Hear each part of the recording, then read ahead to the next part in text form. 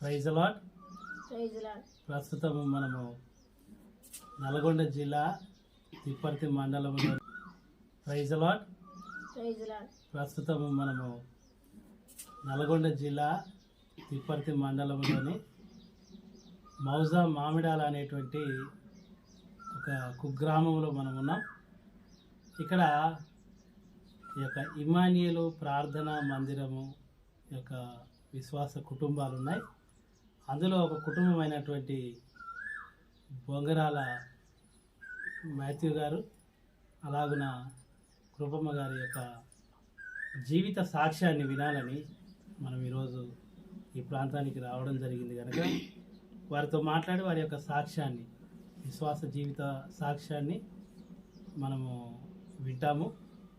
అందుకొరకై వారు మనతో ఉన్నారు. వారిని అడిగి వారి యొక్క సాక్ష్యాన్ని విని ప్రయత్నం చేస్తారు.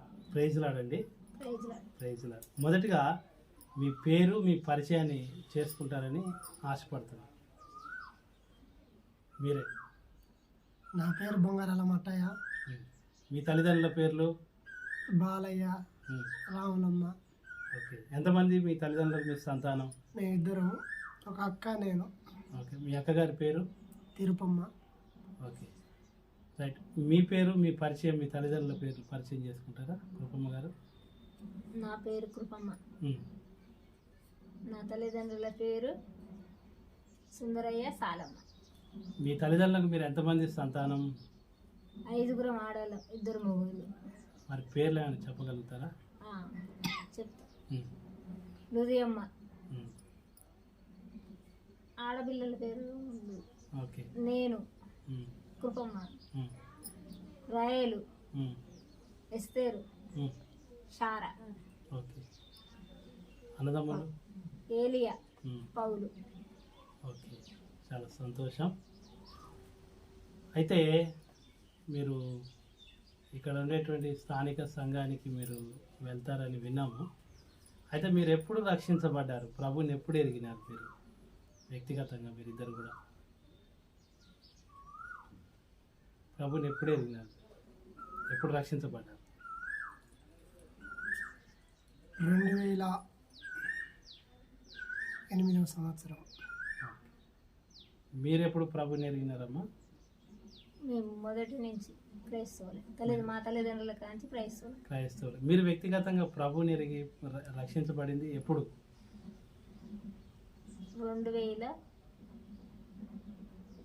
2000 సంవత్సరమా? ఓకే. దానికి ఏమైనా గుర్తులు ఉన్నాయా మీకు? 2000 సంవత్సరానికి సంబంధించిన గుర్తులు ఏమైనా ఉన్నాయా?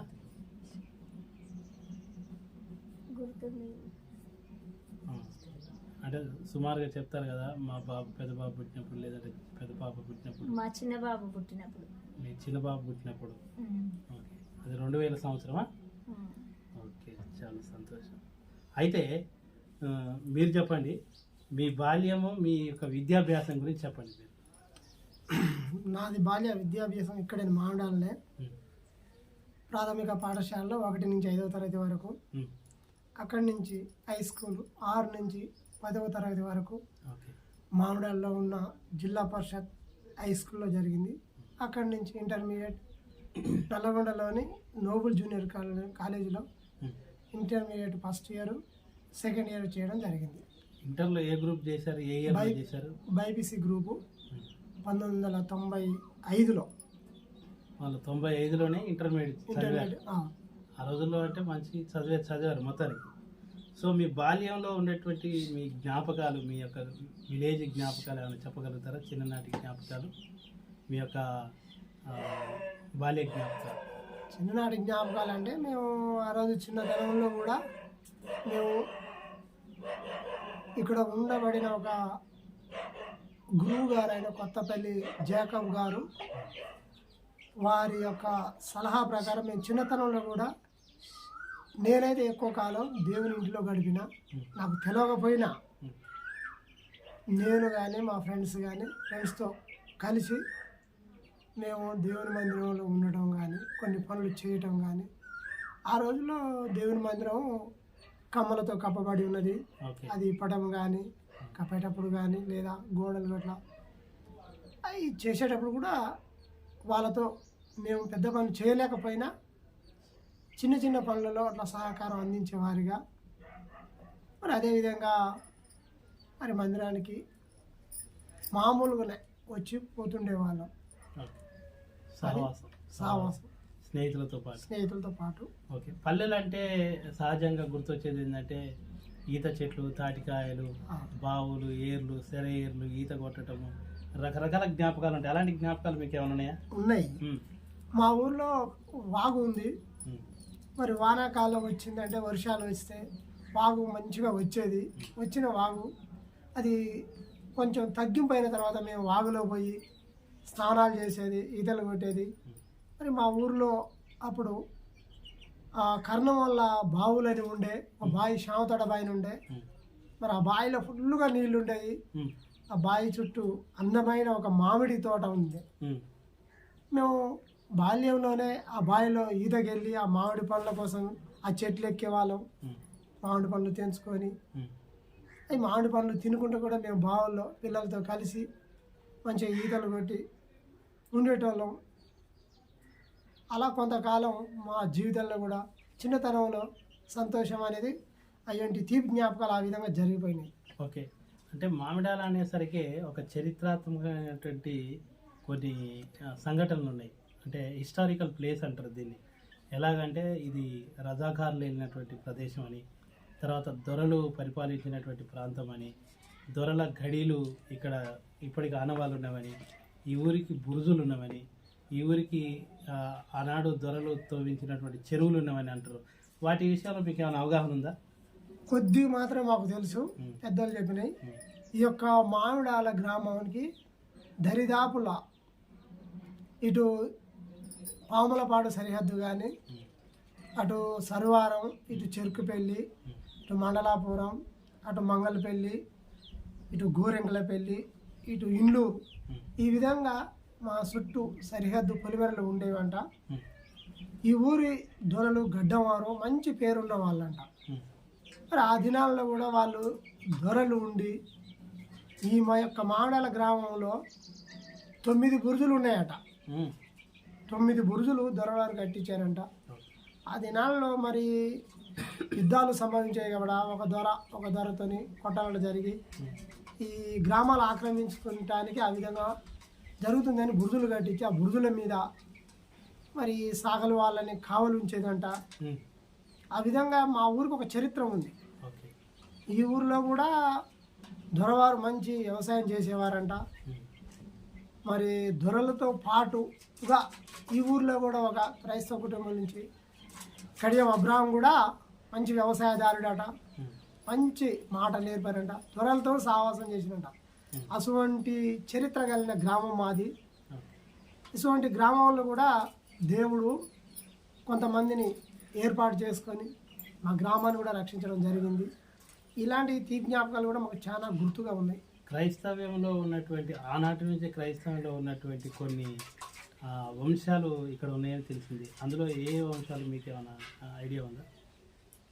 ఆ దినాల్లో ఉన్న వంశాలు అంటే మొదట కొత్తపల్లి ఐజాకు, వారి తమ్ముడు జాకబ్ గారు, మరి అదేవిధంగా జంతిక ఆశీర్వాదము, మరి కొత్తపల్లి యేసుదాస్ గారు, మరి అదేవిధంగా కడియం అబ్రాహము, మరి వారి కుమారులు, మరి వాళ్ళతో పాటు కొత్తపల్లి వాళ్ళు కూడా కొంతమంది ఆ దినాల్లో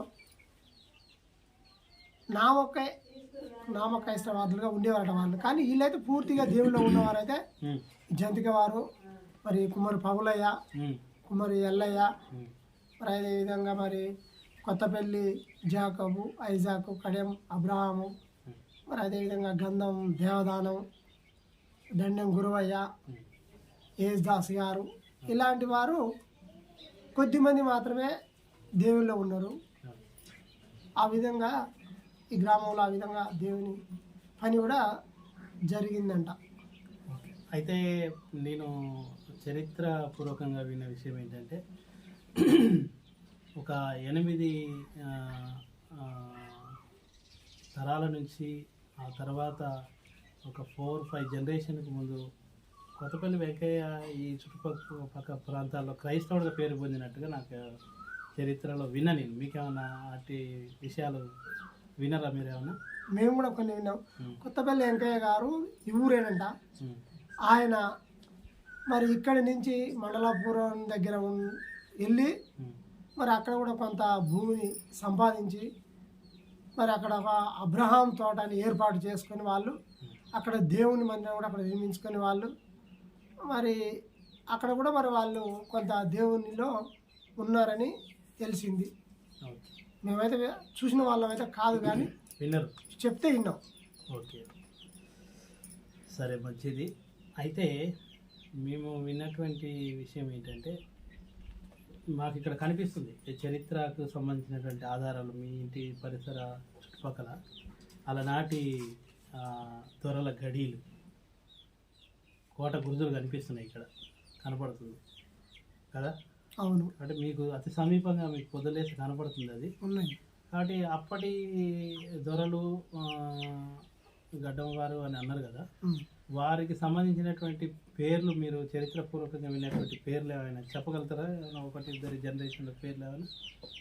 అప్పటి వాళ్ళ అంటే గడ్డం నారాయణ రెడ్డి అంట, మరి వాళ్ళ కుమారుడు సురేందర్ రెడ్డి, వాళ్ళ కుమారులు ప్రవీణ్ రెడ్డి, ఆ విధంగా వాళ్ళు ఉన్నారు. గత 25-30 సంవత్సరాల క్రితం ఆ నారాయణ రెడ్డి గారి మనవడు అనగా సురేందర్ రెడ్డి గారి కుమారుడు ఆ యొక్క గడ్డం ప్రవీణ్ రెడ్డి యొక్క మామిడాల గ్రామంలో సర్పంచ్గా కూడా గెలుపొందినారు. ఓకే, మరి అదేవిధంగా తిప్పర్తిలో మండలాధ్యక్షులు కూడా గెలుపొందింది ఆయనే. ఏ టైంలో అది? అది 1996-97. అంటే అది మూడో తరమా గడ్డం నారాయణ రెడ్డి? మూడో తరం సర్పంచ్గా, అటు తర్వాత మండల అధ్యక్షునిగా కూడా చేసిండు ఆయనే. ఓకే, ఇప్పుడు మీరు రక్షించబడి మారుమనసు పొందిన తర్వాత మీరు బ్యాప్టిజం ఎప్పుడు తీసుకున్నారు?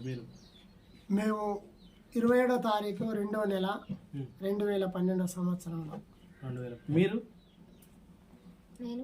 అదే రోజు. మీరిద్దరు ఒకేసారి తీసుకున్నారా? ఒకటేసారి. ఎంత సంతోషం, గొప్ప విషయం, ఇద్దరు ఒకేసారి తీసుకోవటం అంటే. ఒకటే రోజున తీసుకున్నాం. ఎవరిచ్చారు మీకు బ్యాప్టిజం? అప్పుడు ఇక్కడ సేవకునిగా పీటర్ అన్న ఉన్నాడు. మరి అప్పుడు ఇక్కడికి కురియన్ అంకుల్ కూడా వచ్చిండు. కురియన్ అంకుల్ వచ్చిండు, ఐజాక్ గారు వాళ్ళు వచ్చారు. బాప్తిసాలు ఇచ్చింది మాత్రం కురియన్ అంకుల్ గారు. అంతేనా? మీకు ఇచ్చింది, గొప్ప విషయం. సో సరే, మంచిది.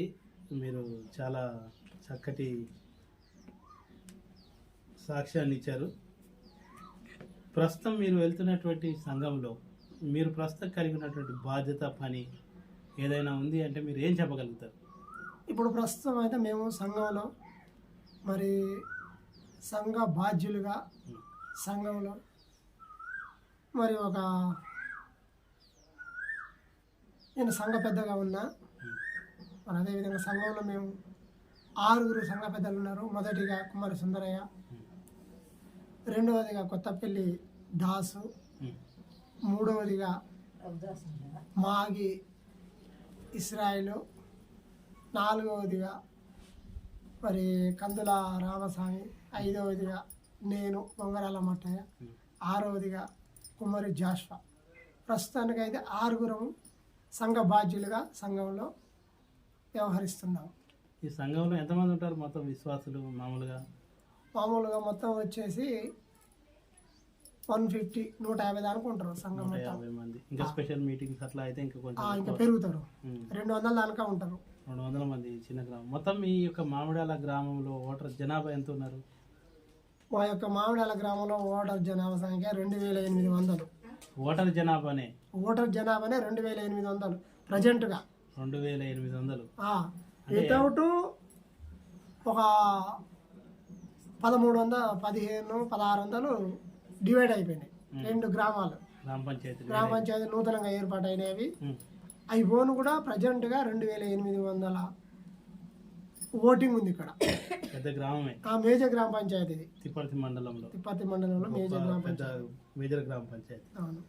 రైట్. మీరు ప్రభు కొరకు ఏమైనా క్రైమ్ చెల్లించారా అని అడిగితే మీరు ఏం చెప్తారు? దేవుని కొరకు, ప్రభు కొరకు మీరు ఏమైనా క్రైమ్ చెల్లించారా? నేనైతే ప్రభు కొరకు మేము తీర్మానం చేసుకున్నాం, ఉమ్, ప్రభు రక్షణలో ఉండాలి. ఉమ్, మరి కష్టమైన బాధ అయినా ఏదైనా ప్రభు కొరకే జీవించాలని ఆలోచనతో ఉన్నాము. ఓకే. ప్రస్తుతానికి అదే విధంగా ఉన్నాం. ఉమ్, మరి జీవించిన ప్రభు కొరకే, మరణించిన ప్రభు కొరకే తీర్మానం కలిగి తీర్మానం కలిగి ఉన్నారు. ఉన్నాం. మీరు చెప్పండి అమ్మా, ఇప్పుడు ప్రభు మీ కొరకు ఎంతో క్రయం చెల్లించిండు కదా, శిలువలో ప్రాణం పెట్టిండు కదా, ప్రభు కొరకు మీరు కానీ మీ కుటుంబం కానీ ఏం క్రయం చెల్లించారంటే ఏం చెప్తారు? దేవుని పని విషయంలో కావచ్చు, మందిర పని విషయంలో కావచ్చు, దేవుని పరిచర్య విషయంలో కావచ్చు, ఏం చెప్పగలుగుతారు?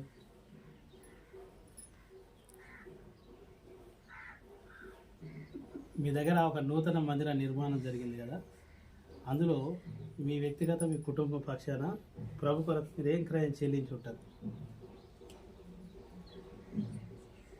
2000 సంవత్సరంలో ఉమ్, అంటే ఆఫ్టర్ 2099లో ఉమ్, మరి చిన్న బాబుతోనే ఉన్నప్పుడు ఆమె తీర్మానం చేసుకుందంట, నాకు కుమారుడైనా కుమార్తె అయినా నీ సేవకు నేను సమర్పించుకుంటా ఉమ్, అని తీర్మానం చేసుకుంది. ఉమ్, 2000 సంవత్సరం 2వ నెల ఉమ్, 16వ తారీఖు నాడు ఉమ్, కుమారుడిని బహుమానంగా ఇచ్చిండ్రు. ఉమ్, అయితే మేము అనుకున్న రీతిలో కుమారుడు దేవుని సేవ కొరకు వాడబడలేకపోయిండు. ఉమ్. కారణం? కారణం అంటే ఇక చిన్నతనంలో ఉన్నాడు. ఉమ్, అయితే మాకు ఒక్కడే కుమారుడని మళ్ళీ ఆలోచన వచ్చింది. కానీ దేవుడు ఆ ఆలోచన నుంచి మమ్మల్ని తప్పించలేకపోయాడు. తిరిగి ఒకరు కాకుండా ఒకరు అన్నట్టు ఇప్పుడు కుమార్తెను తన సేవకు పిలుచుకున్నాడు. ఉమ్. ఇప్పుడు కుమార్తె తన సేవలో ఉంది. ఆ విధంగా మేమైతే దేవుని క్రయం చెల్లించమని మేము అనుకుంటున్నాం. ఓకే. మీ వివాహం ఎప్పుడు జరిగింది? 22/4/1994, 29/4/1994. 94వ సంవత్సరం. ఓకే, మంచిది. మీకు దేవుడు దయచేసిన సంతానం, వారి యొక్క పేర్లు చెప్పండి. కుమార్తె పీబేరాని, కుమారుడు అజయ్, అక్షయ్. ఇద్దరు. ఇప్పుడు కుమార్తె సేవలో ఉంది. ఉంది. పిల్లల ఎప్పుడు దేవుడు ఇచ్చాడు? ఏ సంవత్సరంలో పాపని, బాబుని? 95లో, 97లో ఉమ్, పాప, ఉమ్. 2000 సంవత్సరంలో బాబు. ఓకే. ఇప్పుడు పాప బాబు ఎక్కడుంది సేవలో? నల్లగొండలో గెజ్జింలో సేవా పరిచర్యలో తర్ఫీదులో ఉన్నది. తర్ఫీదులో ఉంది. ఉమ్. ఓకే. పిల్లల యొక్క, వారి యొక్క చదువులు, వారి యొక్క వివరాలు, పిల్లల స్టడీస్ బుజ్జి బీకామ్ కంప్లీట్ అయింది. బీకామ్ కంప్లీట్ అయింది ఆమె. బాబు ఇంటర్మీడియట్ సెకండ్ ఇయర్తోనే ఆపేసిండు. ఆయన ప్రస్తుతం ప్రజెంట్గా డ్రైవింగ్లో ఉండు. కార్, హైదరాబాద్లో కార్ డ్రైవర్గా పనిచేస్తుండు. అది. ఓకే. మీ జీవితంలో దేవుడు ఒక అద్భుతమైన ఆశ్చర్య కార్యం చేస్తుంటే అది ఇదే అని చెప్పగలిగేది ఏమైనా ఉందా మీ జీవితంలో? ఇదే అని ఉందంటే అప్పుడు బాబు డెలివరీ టైంలో చాలా ఇబ్బంది పడ్డది. మరి ఆ పరిస్థితిలో చాలా ఇబ్బందికర పరిస్థితిలో ఉన్నప్పుడు ఆమెకు కూడా బ్లడ్ లేక ఎంతో ఇబ్బందికరం ఉన్నది. అలాంటి సమయంలో మరి డాక్టర్లు చెప్పి అది ఓ నెగిటివ్ గ్రూపు. అయితే ఓ నెగిటివ్ గ్రూప్ ఇక్కడ సూర్యాపేటలో చూస్తే దొరకలేదు, ఖమ్మంలో దొరకలేదు, మరి నల్గొండలో దొరకలేదు. మరి తిరిగి హైదరాబాద్ నుంచి మరి 2 బాటిల్ తెప్పించి ఎక్కించడం జరిగింది. చాలా ఇబ్బంది ఉంది అప్పుడు పరిస్థితిలో.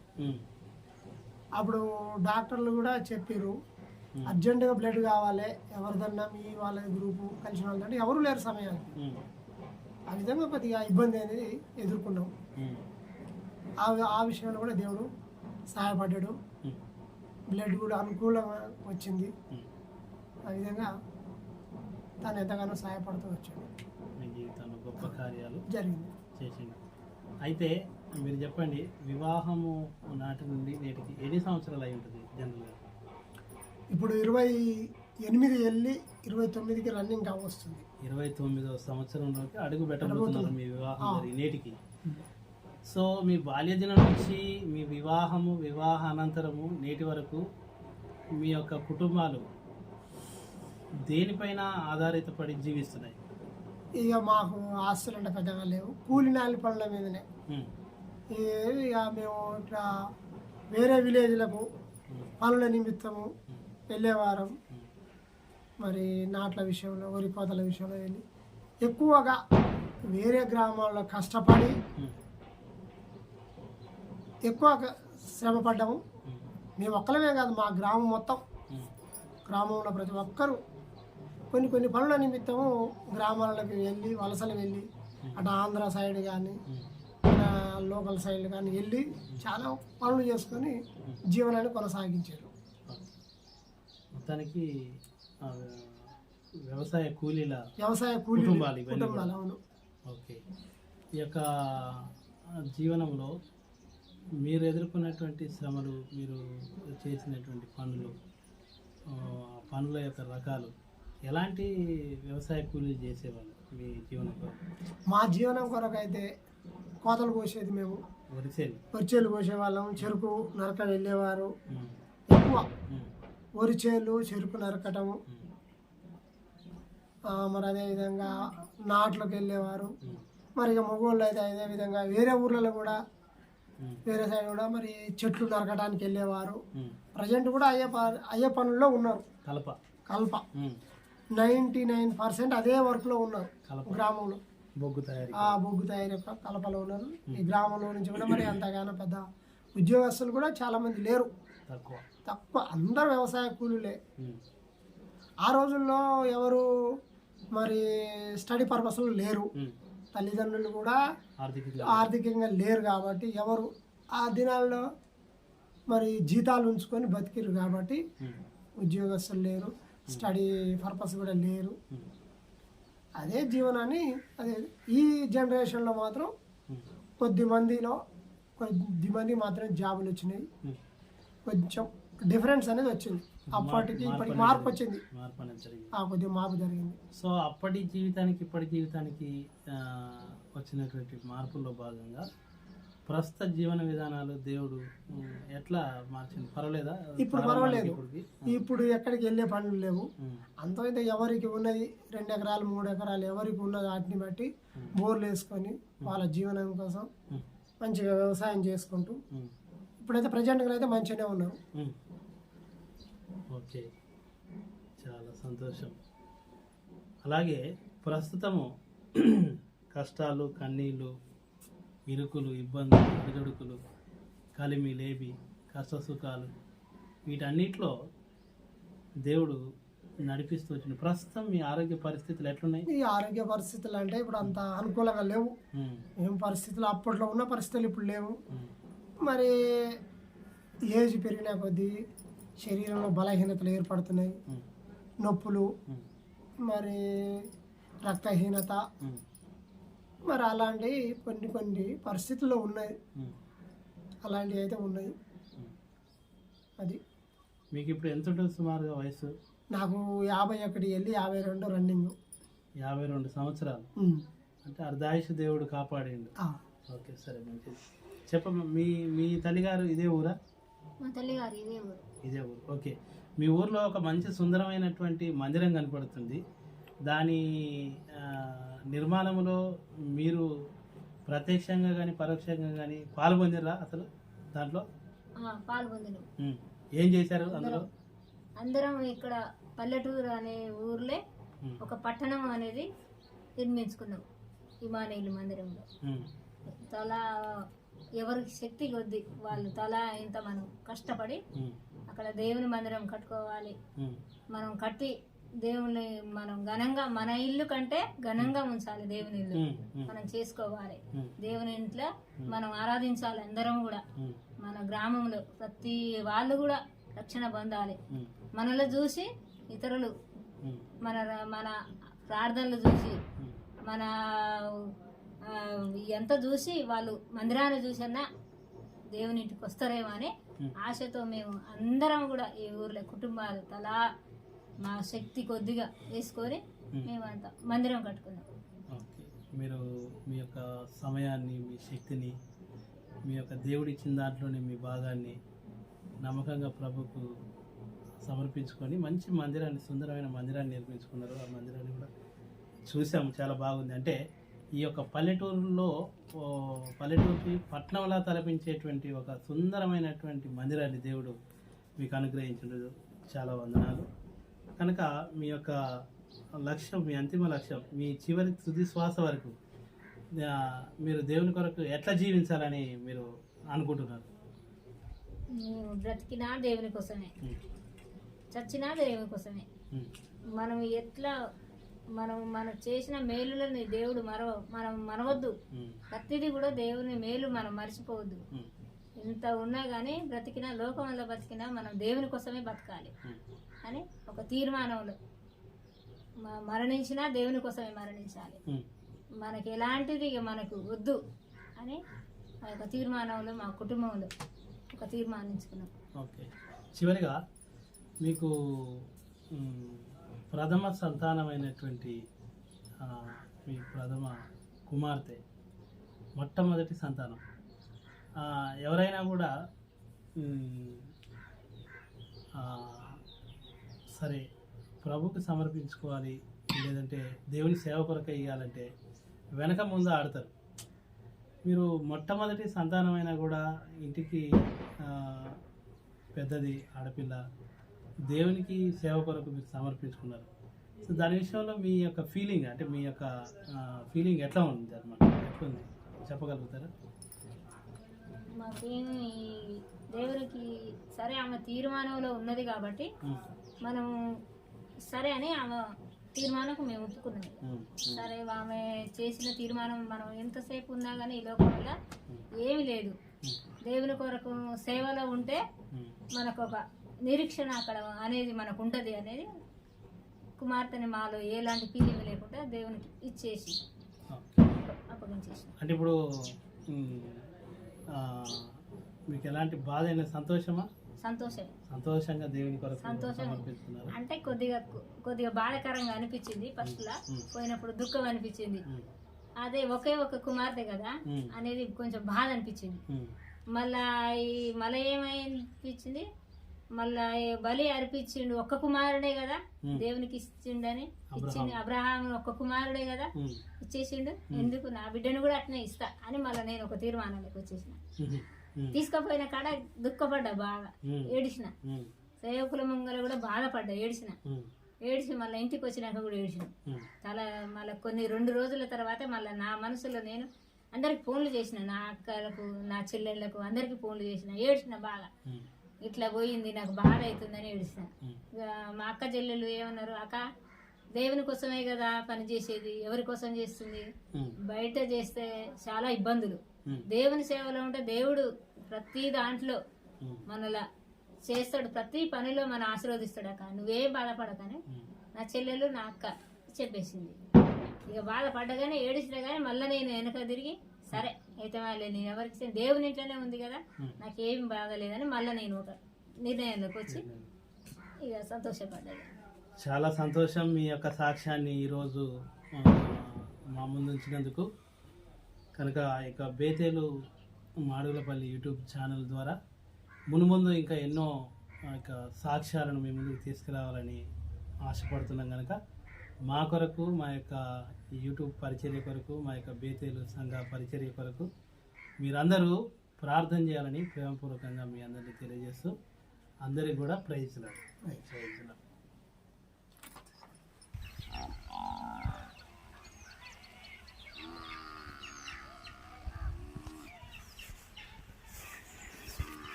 ఇది మౌజా మామిడాలలోని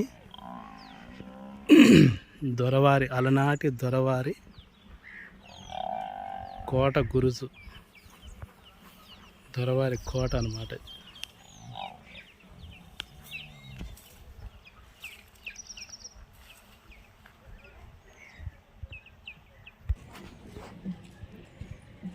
ఇది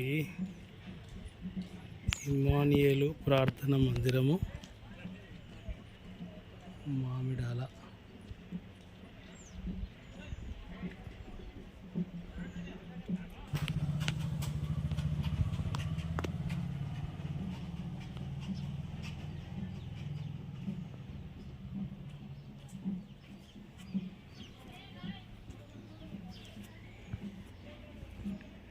మాన్యువల్ ప్రేయర్ హౌస్